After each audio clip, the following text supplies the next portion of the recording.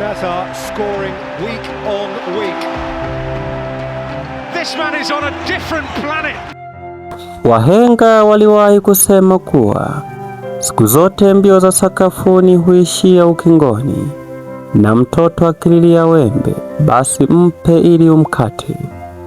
Ndivyo tunavyoweza kusema kwa aliyewahi kuwa winga machachari, mchezaji hatari pale Stamford Bridge, kwa maana ya Eden Hazard.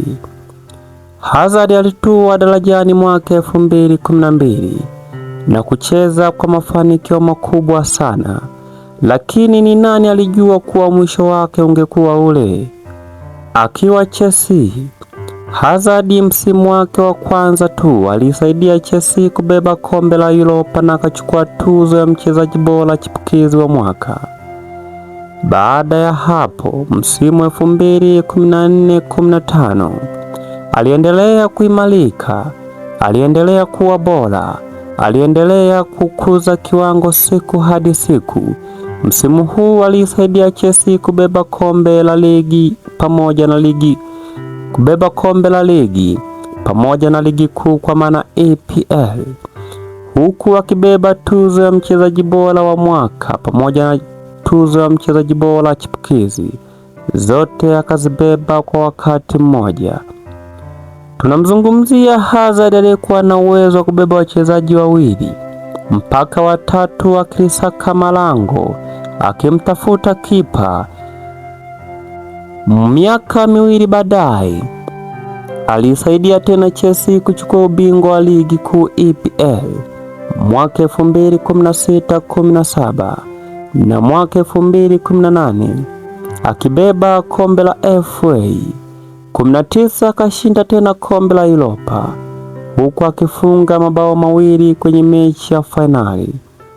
Akiwa Chelsea, Hazard alijitambulisha kama mchezaji hatari mwenye uwezo wa kubadili matokeo muda wowote ule, na wengi walitabiri anaweza kuwa miongoni mwa wachezaji ambao wangerithi ufalme wa magwiji wawili, kwa maana Lionel Messi pamoja na Cristiano Ronaldo, ambao tayari umri ulikuwa umeanza kukata moto.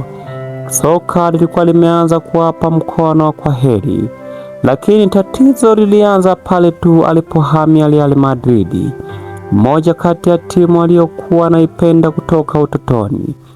Tuseme ni majeraha au hali ya hewa na mazingira vilimkataa. Mchezaji ambaye toka 2015 mpaka 2022 akichezea timu ya taifa ya Ubelgiji, alicheza na alihudumu akiwa kama team captain. Inasikitisha kusema kuwa mwisho wa mchezaji huyu hatari uliishia kama mfano wa mbwa koko akifukuzwa kwenye nyumba za watu. Tumebaki na kumbukumbu na maswali mengi, tukitaka kujua ni nini hasa kilichomtokea. Ingekuwa Afrika tungesema mitishamba imehusika, ila sababu ni Ulaya itoshi kusema majeraha yalitupotezea mchezaji na kipaji hatari sana. Ulikuwa home of information, nyumba ya simulizi, jumba la habari, na niseme asante kwa kuwa nami hadi hapa. Kikubwa usisahau kusubscribe, like, share and comment kwa maana ya maoni yako, tupunguze nini na nini tuongeze. Asante sana, asante sana, asante sana.